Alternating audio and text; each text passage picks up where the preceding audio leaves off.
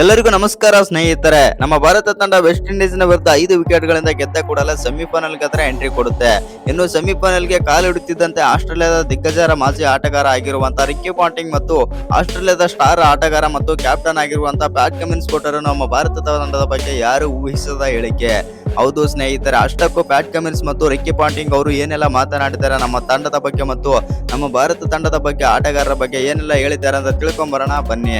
ಅದಕ್ಕಿಂತ ಮುಂಚೆ ನೀವೇನಾದ್ರೂ ಟೀಮ್ ಇಂಡಿಯಾದ ಅಪ್ಪಟ ಅಭಿಮಾನಿಯಾಗಿದ್ದಲ್ಲಿ ಈ ವಿಡಿಯೋಗೆ ಒಂದು ಲೈಕ್ ಕೊಟ್ಟು ನಮ್ಮ ಚಾನಲ್ ಅನ್ನ ಸಬ್ಸ್ಕ್ರೈಬ್ ಮಾಡ್ಕೊಳ್ಳಿ. ಹಾಗೆ ಬೆಲ್ ಐಕನ್ ಅನ್ನ ಆಲ್ ಇಟ್ಕೊಳ್ಳೋದು ಮರಿಬೇಡಿ. ಇದೀಗ ನಮ್ಮ ಭಾರತ ತಂಡ ಬಂದ್ಬಿಟ್ಟು 2026ರ T20 ವಿಶ್ವಕಪ್ ನಲ್ಲಿ ಸೂಪರ್ 8ರ 3ನೇ ಪಂದ್ಯದಲ್ಲಿ ಭರ್ಜರಿಯಾಗಿ ಪ್ರದರ್ಶನ ಕೊಟ್ಟು ಭರ್ಜರಿ ಬ್ಯಾಟಿಂಗ್ ನೊಂದಿಗೆ ಸಂಜು ಸ್ಯಾಮ್ಸನ್ ಅವರ ಭರ್ಜರಿ 97ರ ರನ್ನಿಂದ ನಮ್ಮ ಭಾರತ ತಂಡ ಇದೀಗ ಸೆಮಿಫೈನಲ್ ಗಾದ್ರೆ ಎಂಟ್ರಿ ಕೊಟ್ಟಿದೆ. ಹೌದು ಸ್ನೇಹಿತರೆ, ಇನ್ನು ಈ ಪಂದ್ಯದ ಬಗ್ಗೆ ಮಾತನಾಡೋದಾಯ್ತು ಅಂತಂದ್ರೆ ಟಾಸ್ ಗೆದ್ದಂತ ನಮ್ಮ ಭಾರತ ತಂಡ ಫೀಲ್ಡಿಂಗ್ ಆದ್ರೆ ತಗೊಳ್ತಾರೆ. ಅದರಂತೆ ಮೊದಲು ಬ್ಯಾಟಿಂಗ್ ಮಾಡಿದಂತ ವೆಸ್ಟ್ ಇಂಡೀಸ್ ತಂಡ ಬೆಂಕಿ ಬ್ಯಾಟಿಂಗ್ ಆದ್ರೆ ಮಾಡುತ್ತೆ ಅಂತಾನೆ ಹೇಳ್ಬಹುದು. ಇನ್ನು ವೆಸ್ಟ್ ಇಂಡೀಸ್ ನ ಪರ ಎಲ್ಲ ಬ್ಯಾಟರ್ಸ್ ಗಳು ಒಳ್ಳೆಯ ಫಾರ್ಮ್ ಅಂದ್ರೆ ತೋರಿಸ್ತಾರೆ. ಆದ್ರೆ ಬೌಲರ್ಸ್ ಗಳ ಕೆಟ್ಟ ಪ್ರದರ್ಶನದಿಂದಾಗಿ ವೆಸ್ಟ್ ಇಂಡೀಸ್ ತಂಡ ಇವತ್ತು ಸೋತಿದೆ ಅಂತಾನೆ ಹೇಳ್ಬಹುದು. ಇನ್ನು ನಮ್ಮ ಭಾರತ ತಂಡದ ಬೌಲಿಂಗ್ ಬ್ಯಾಟಿಂಗ್ ಬಗ್ಗೆ ಮಾತನಾಡೋದಾಯ್ತು ಅಂತಂದ್ರೆ ಬೌಲಿಂಗ್ ಒಂದು ಆವರೇಜ್ ಲೆಕ್ಕದಾಗಿ ಇತ್ತು ಮತ್ತು ಬ್ಯಾಟಿಂಗ್ ಕೂಡ ಆವರೇಜ್ ಅಲ್ಲಿ ಇತ್ತು ಅಂತಾನೆ ಹೇಳ್ಬಹುದು. ಆದ್ರೆ ಅಕಸ್ಮಾತ್ ಸಂಜು ಸ್ಯಾಮ್ಸನ್ ಏನಾದ್ರು ಆ ದೊಡ್ಡ ನಾಕ್ ಆಡದೆ ಹೋಗಿದ್ರೆ ನಮ್ಮ ಟೀಮ್ ಇಂಡಿಯಾ ಸೋಲೋ ಪರಿಸ್ಥಿತಿನೂ ಕೂಡ ಎದುರಾಗಿತ್ತು ಅಂತಾನೆ ಹೇಳ್ಬಹುದು. ಆ ರೇಂಜ್ ಗೆ ನಮ್ಮ ಟೀಮ್ ಇಂಡಿಯಾದ ಬ್ಯಾಟರ್ಸ್ ಇವತ್ತು ನಮ್ಮ ಟೀಮ್ ಇಂಡಿಯಾದ ಮೇಲೆ ಎಫೆಕ್ಟ್ ಆದ್ರೆ ಹಾಕಿ ಹೋಗುತ್ತಾರೆ ಅಂತಾನೆ ಹೇಳ್ಬಹುದು. ಹೌದು ಸ್ನೇಹಿತರೆ, ಯಾಕಂತಂದ್ರೆ ಅಭಿಷೇಕ್ ಶರ್ಮಾ, ಇಶಾನ್ ಕಿಶನ್, ಸೂರ್ಯಕುಮಾರ್ ಯಾದವ್ ಈ 3 ಜನ ಟಾಪ್ ಆರ್ಡರ್ ಅಲ್ಲಿ ಫೇಲ್ ಆದಾಗ ನಮ್ಮ ಟೀಮ್ ಇಂಡಿಯಾಗೆ ಯಾವ ತರ ಎಲ್ಲ ಹೊಡೆತ ಬೀಳ್ಬೋದಂತ ನೀವೇ ಲೆಕ್ಕ ಹಾಕಿ. ಆ ರೇಂಜ್ಗೆ ಇವತ್ತು ನಮ್ಮ ಟೀಮ್ ಇಂಡಿಯಾದಲ್ಲಿ ಒಂದು ಕ್ಷಣ ನಮ್ಮ ಭಾರತ ತಂಡ ಸೋಲುತ್ತೆ ಅಂತ ಅಂದುಕೊಂಡಿದ್ದೇವೆ ಅಂತಾನೆ ಹೇಳ್ಬಹುದು. ಆದ್ರೆ ಸಂಜು ಸ್ಯಾಮ್ಸನ್ ಅವರ ಬೆಂಕಿ ಪ್ರದರ್ಶನ ಮತ್ತು ಒಂದೊಳ್ಳೆ ಬೆಂಕಿ ನಾಲ್ಕರಿಂದಾಗಿ ನಮ್ಮ ಟೀಮ್ ಇಂಡಿಯಾ ಆದ್ರೆ ಗೆದ್ದಿದೆ.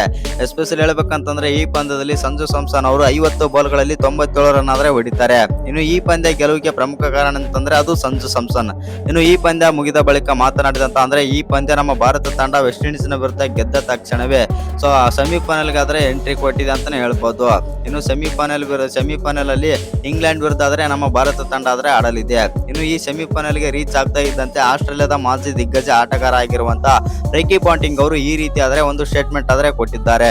ನಾನು ಮುಂಚೆನೆ ಹೇಳಿದ್ದೆ ಮತ್ತು ನಾನು ಯಾವಾಗಲೂ ಸೀಸನ್ ಸ್ಟಾರ್ಟ್ ಆದಾಗ ಮತ್ತು ಈ ICC ವಿಶ್ವಕಪ್ ಸ್ಟಾರ್ಟ್ ಆಗಿದಾಗಿನಿಂದಲೂ ಹೇಳ್ತಾ ಇದ್ದೇನೆ, ಈ ಬಾರಿ 2026ರ ವಿಶ್ವಕಪ್ ನಲ್ಲಿ ನಮ್ಮ ಆಸ್ಟ್ರೇಲಿಯಾ ಮತ್ತು ಭಾರತ ತಂಡ ಈ ಎರಡೂ ತಂಡಗಳಲ್ಲಿ ಒಂದು ತಂಡ ಬಂದ್ಬಿಟ್ಟು ಫೈನಲ್ ಹಂತಕ್ಕೆ ಹೋಗುತ್ತೆ ಮತ್ತು ನನ್ನ ಫೇವರೇಟ್ ತಂಡ ಎಂದು ನಾನು ಹೇಳಿದ್ದೇನೆ. ಈಗಲೂ ಕೂಡ ಹೇಳುತ್ತೇನೆ ಮತ್ತು ಈ ವೆಸ್ಟ್ ಇಂಡೀಸ್ ನ ವಿರುದ್ಧ ಗೆದ್ದ ತಕ್ಷಣವೂ ಕೂಡ ಭಾರತ ತಂಡ ಇಂಗ್ಲೆಂಡ್ ವಿರುದ್ಧ ಗೆದ್ದು ಫೈನಲ್ ಗಾದ್ರೆ ಹೋಗುತ್ತೆ. ಇನ್ನು ನನ್ನ ಫೇವರೇಟ್ ತಂಡ ಭಾರತ ಫೈನಲ್ಗೆ ಹೋಗಲು ಮತ್ತು ಭಾರತ ತಂಡ ಅದ್ಭುತವಾಗಿ ಆದ್ರೆ ಆಡ್ತಾ ಇದೆ.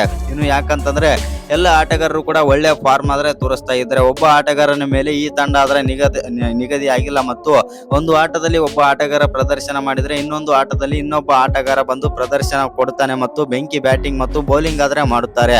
ಆ ಕಾರಣದಿಂದಾಗಿ ಭಾರತ ತಂಡ ಇಷ್ಟು ಸಕ್ಸಸ್ ಆದ್ರೆ ಕಾಣ್ತಾ ಇದೆ ಅಂತಂದು ರಿಕ್ಕಿ ಪಾಂಟಿಂಗ್ ಆದ್ರೆ ಹೇಳಿದರು. ಇನ್ನು ಪ್ಯಾಟ್ ಕಮಿನ್ಸ್ ಅವರು ಕೂಡ ಮಾತಾಡಿದ್ದಾರೆ ಅಂತಾನೆ ಹೇಳ್ಬಹುದು. ಹೌದು ಸ್ನೇಹಿತರೆ, ಪ್ಯಾಟ್ ಕಮಿನ್ಸ್ ಅವರು ಏನೆಲ್ಲ ಹೇಳಿದ್ದಾರೆ ಅಂತಂದ್ರೆ ಈ ವರ್ಷದ ವಿಶ್ವಕಪ್ ನಲ್ಲಿ ನಮ್ಮ ಆಸ್ಟ್ರೇಲಿಯಾ ತಂಡ ಲೀಗ್ ಹಂತದಲ್ಲಿ ಹೊರಗುಳಿದಿದೆ. ಆ ಕಾರಣದಿಂದಾಗಿ ಭಾರತ ತಂಡಕ್ಕೆ ಸುಲಭವಾಗಿ ಪಂದ್ಯಗಳನ್ನಾದ್ರೆ ಗೆಲ್ಲುತ್ತಾ ಇದೆ. ಇನ್ನೊಂದೇನಂತಂದ್ರೆ ಈ ಬಾರಿ ವರ್ಲ್ಡ್ ಕಪ್ ಗೆಲ್ಲುವ ಫೇವರೇಟ್ ನನ್ನ ನೆಚ್ಚಿನ ತಂಡ ಭಾರತ ಎಂದು ಪ್ಯಾಟ್ ಕಮಿನ್ಸ್ ಆದ್ರೆ ಹೇಳಿದ್ದಾರೆ. ಇನ್ನು ಈ ವಿಡಿಯೋ ಇಷ್ಟ ಆಗಿದ್ರೆ ಒಂದು ಲೈಕ್ ಮಾಡಿ, ಶೇರ್ ಮಾಡಿ. ಹಾಗೆ ಇನ್ನು ಯಾರ್ಯಾರು ಚಾನಲ್ಗೆ ಸಬ್ಸ್ಕ್ರೈಬ್ ಮಾಡ್ಕೊಂಡಿಲ್ಲ ಸಬ್ಸ್ಕ್ರೈಬ್ ಮಾಡ್ಕೊಂಡು ಬೆಲ್ ಐಕನ್ ಅನ್ನ ಆಲ್ ಇಟ್ಕೊಳ್ಳಿ. ಹಾಗೆ ಮರಿದೆ ವಿಡಿಯೋಗೆ ಒಂದು ಲೈಕ್ ಕೊಡೋದನ್ನ ಕೂಡ ಮರಿಬೇಡಿ.